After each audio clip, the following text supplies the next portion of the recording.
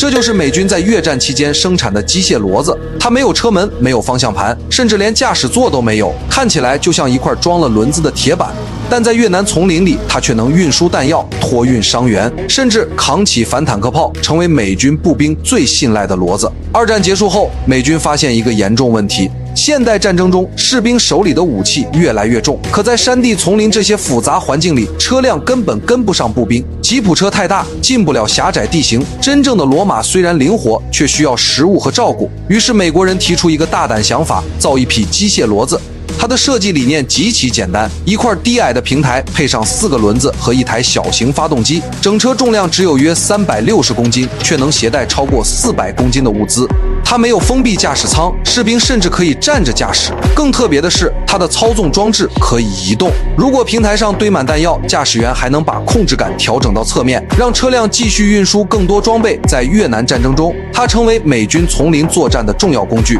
能拉着迫击炮弹穿越泥地，可以运输无线电设备，也能搭载医疗担架，把受伤士兵从前线撤下来。但真正让它出名的是，它还能变成一辆微型武器车。美军曾在平台上安装106毫米无后坐力炮、反坦克导弹和机枪系统。一辆只有摩托车大小的小车，竟然能够隐藏在丛林中，对敌方装甲目标发动攻击，然后迅速撤离。它最大的优势不是速度，也不是防护，而是灵活。低矮的车身让它容易隐藏，小巧的尺寸让它能进入普通车辆无法到达的地方，还可以直接由直升机调运到战场。这辆看似简陋的小车证明了一件事：战场上最有价值的装备不一定是最强大的武器，而是最懂士兵需求的工具。